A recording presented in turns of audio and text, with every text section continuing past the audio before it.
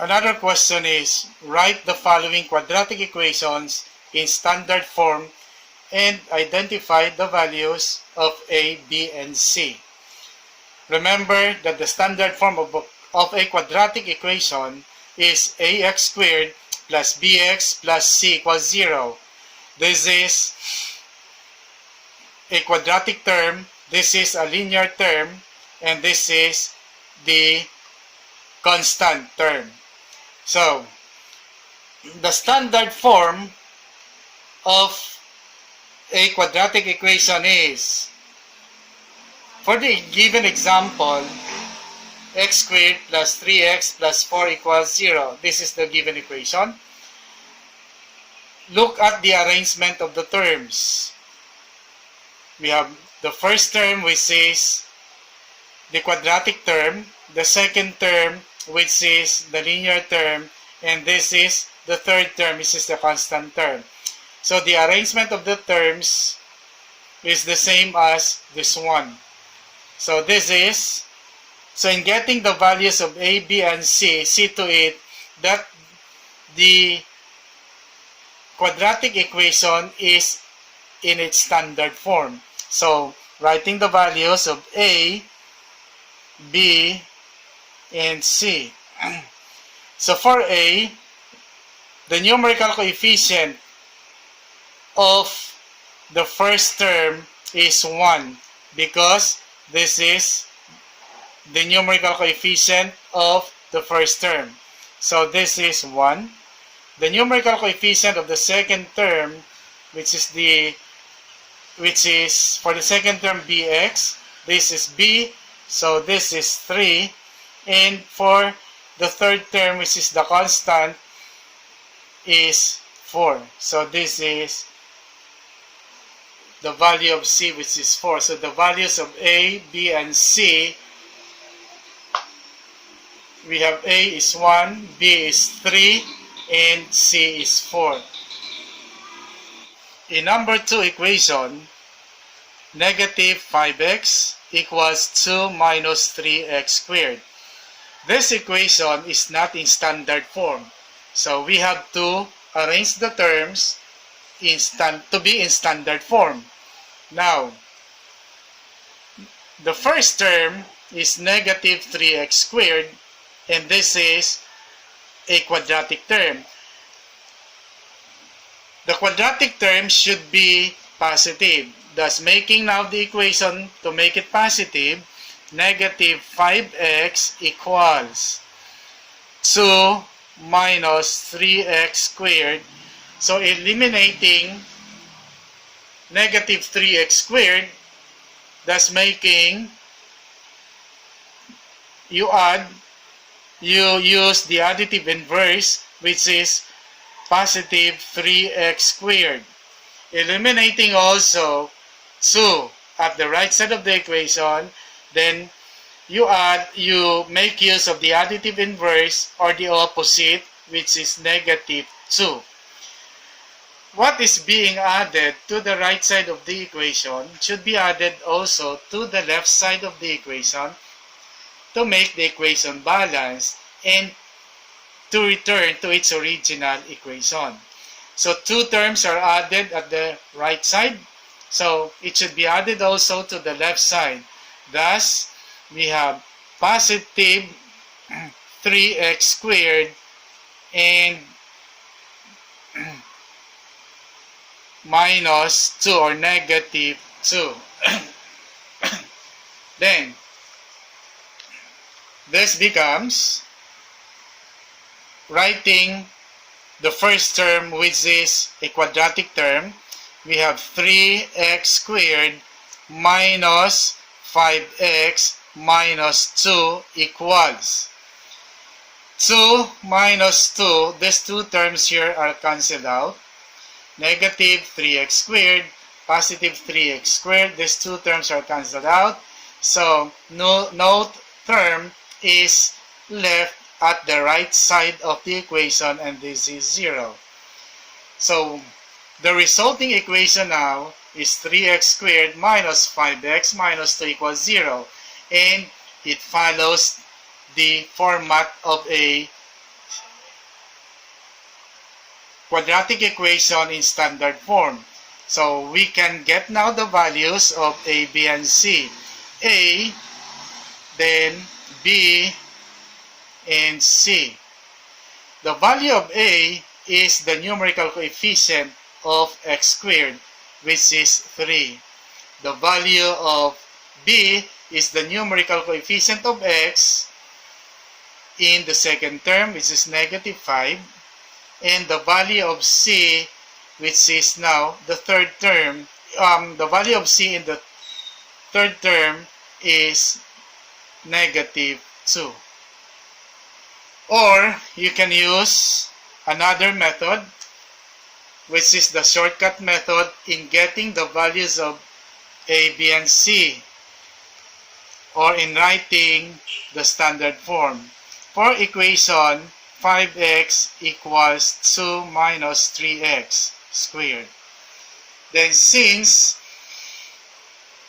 the quadratic term is negative, we can transfer negative 3x squared to the left side of the equation, thus making now the equation, since negative 3x squared crosses the equal sign, then the sign of the term changes from negative to positive. We have 3x squared, then negative 5x. Retain the sign because it does not cross the equal sign.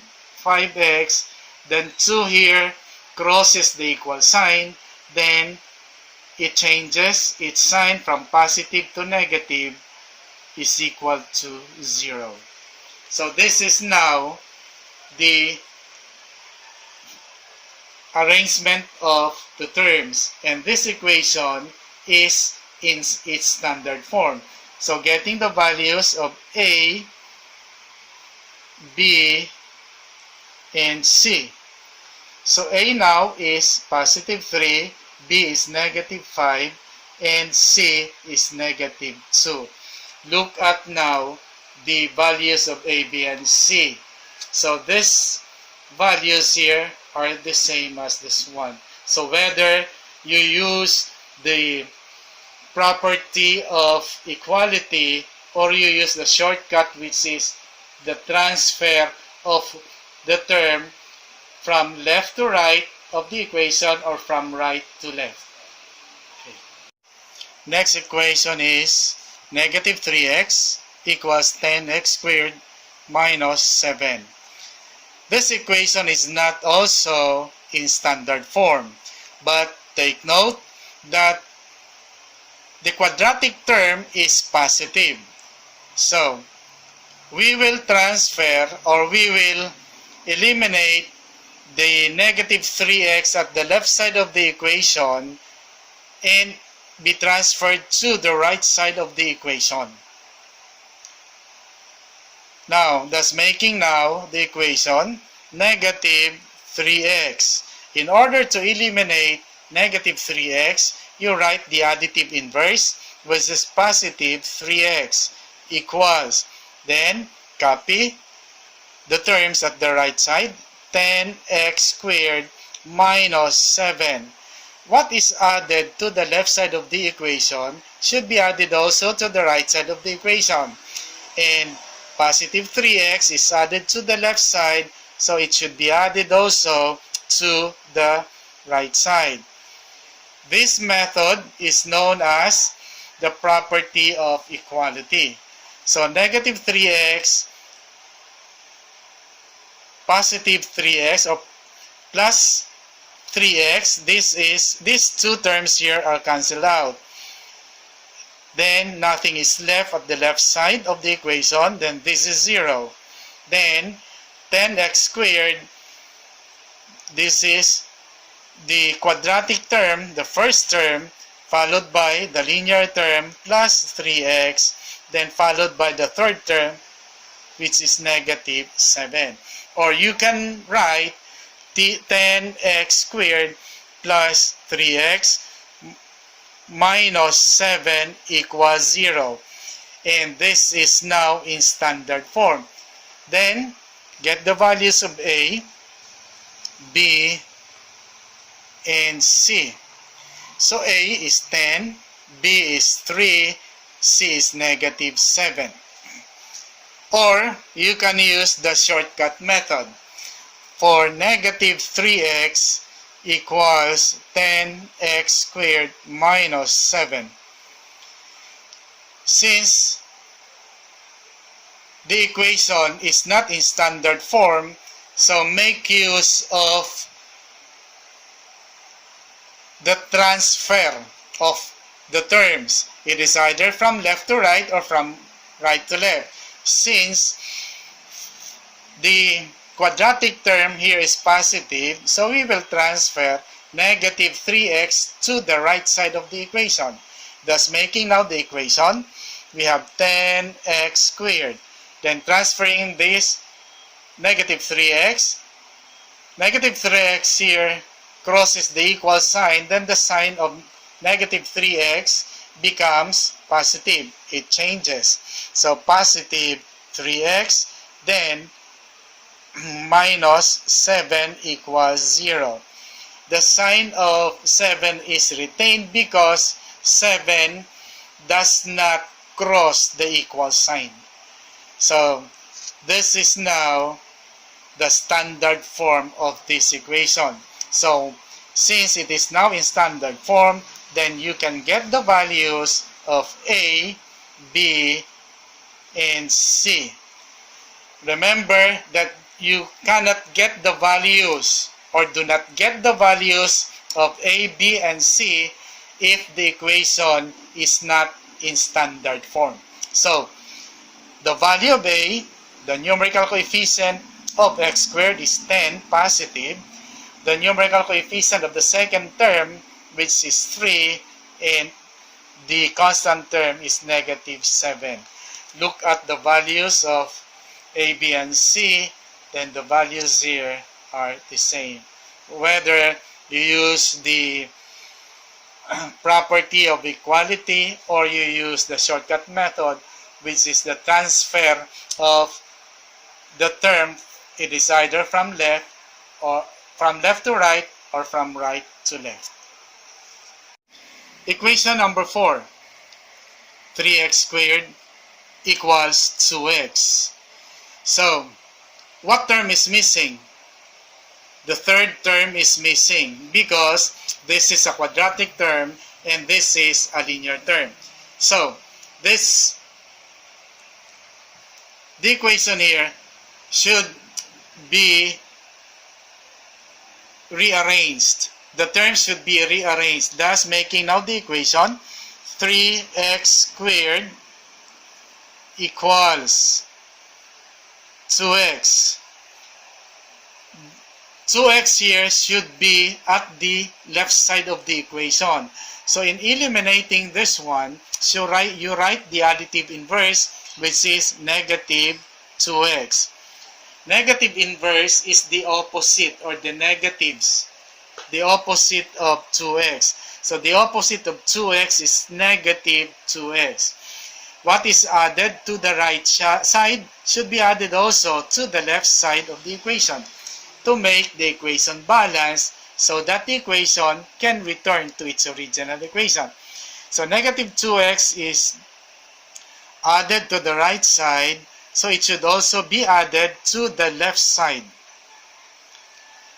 of the equation. Thus making now the equation 3x squared minus 2x equals 2x minus 2x. Then these two terms here are cancelled out and this becomes 0. So this is now the arrangement of the terms. So this is A, B, and C. We're going to get the values of A, B, and C. So for A, the numerical coefficient of the first term, which is 3. For B, which is the linear term, the numerical coefficient of x is negative 2. Since the third term is missing, then the value of C is 0. For the shortcut method, we have 3x squared is equal to 2x. So, since the first term is positive, so all the terms should be at the left side of the equation because the first term here is at the left side of the equation and it is positive.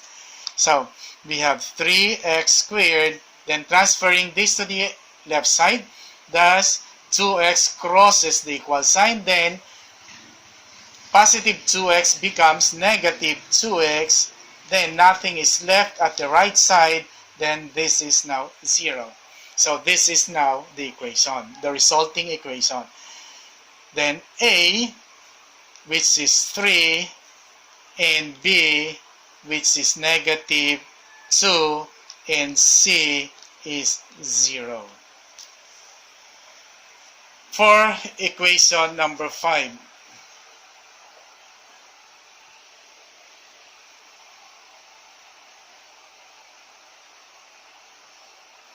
so equation number 5, we have 5y squared plus 2 equals negative 4. So, this is the linear term, this is a quadratic term, and this is constant, and also this is a constant.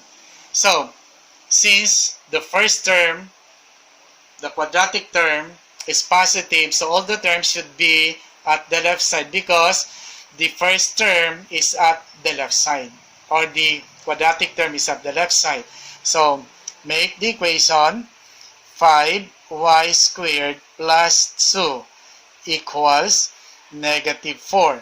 Negative 4 should be eliminated at the right side, so thus, you have to write its additive inverse, which is positive 4. Positive 4 is added to the right side, so it should be added also to the left side of the equation, thus making now the equation that 1. So this is 5y squared. Positive 2, positive 4, so the signs are the same, so add the numbers and copy their common sign. Positive 6 equals negative 4, positive 4, these two terms are cancelled out, then it becomes 0. So this is now the resulting equation. So, getting the values of A, then B, and C. In the equation, this is the first term, the quadratic term, and this is the third term, which is constant. Second term is missing. So A is 5, which is the numerical coefficient of x squared. Then B is missing, so it is 0. And C, which is constant, which is 6. Or, using the shortcut method, 5y squared plus 2 equals negative 4. Then, 5y squared plus 2. Doing the shortcut, negative 4 crosses the equal sign, then this becomes positive 4 equals 0. So 5y squared, these are all positives. So you add the numbers, 2 plus 4 is 6, and copy their common sign, which is positive, equals 0. So this is now the resulting equation. So we have A, then B, and C. Value of A is 5. Value of B, the linear term is missing, or the second term is missing, so 0 for B, and C is the constant term, which is 6. So the values here are A 5, B 0, and C is 6. So this is using the property of equality and using the shortcut method, or transferring terms from left side to right and then from right to left side of the equation.